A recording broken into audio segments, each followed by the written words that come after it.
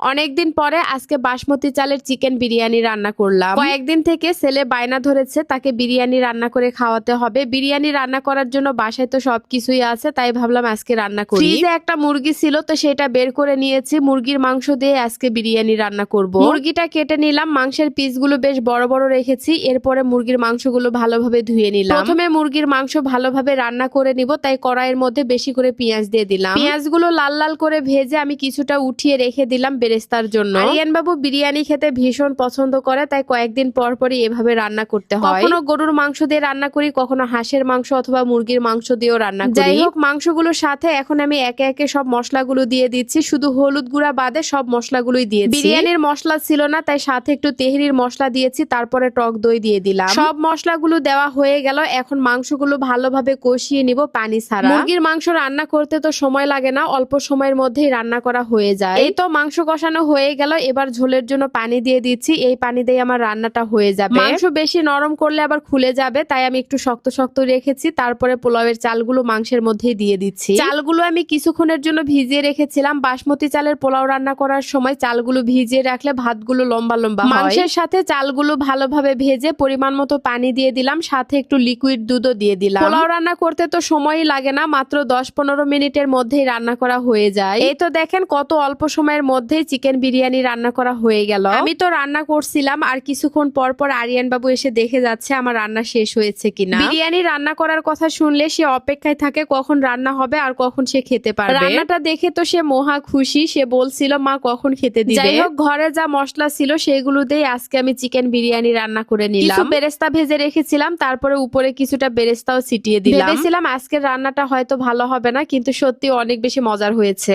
দুপুরের খাওয়া দাওয়া করার পরে সন্ধ্যার দিকে এখন নুডলস রান্না করছি। বেশি করে নুডলস রান্না করে ফ্রিজে একটু রেখে দিব, কারণ আরিয়ান বাবু যখন তখন খেতে চায়। সব সময় রান্না করা সম্ভব হয় না, তাই ভাবলাম বেশি করে রান্না করে রেখে দেই, সকালে খেতে পারবে। পেঁয়াজ আর কাঁচামরিচ হালকা করে ভেজে 4টা ডিম দিয়ে দিলাম, সাথে সামান্য একটু লবণও দিয়ে দিলাম। এই মাল্টি কুকারে নুডলস রান্না করলে তাড়াতাড়িতেই রান্না করা যায়, আবার রান্নাটাও সুন্দর হয়। মাল্টি কুকারটা কিন্তু খুবই ভালো। এই মাল্টি কুকারে সব ধরনের রান্নাই করা যায়, ভাজা পোড়া থেকে শুরু করে ভাত তরকারি খিচুড়ি সবকিছুই রান্না করা যাবে। আমি তো সবকিছুই এটাতে রান্না করি, আর যখন যেটা রান্না করি সেটা আপনাদের সাথে শেয়ারও করি। বিশেষ করে যারা মেসে থাকেন অথবা ব্যাচেলর আছেন, তাদের জন্য এই মাল্টি কুকারটা খুবই দরকারি একটা জিনিস। মেসের খাবার কিন্তু খেতে ভালো লাগে না, এরকম একটা মাল্টি কুকার থাকলে যখন যেটা খেতে মন চায় খুব সহজেই রান্না করা যাবে। এমনকি মাত্র 2 মিনিটের মধ্যে একটা ডিম ভাজি করেও খাওয়া যাবে। আমি এই মাল্টি কুকারটা নিয়েছি TQIU ফেসবুক পেজ থেকে। পেজের নামটা ক্যাপশনে দেওয়া আছে, যারা নিতে চান অর্ডার করতে পারেন। কোয়ালিটির কথা যদি আপনারা বলেন, তাহলে আমি এক কথায় বলবো 100-তে 100, কারণ TQIU ব্র্যান্ডের প্রত্যেক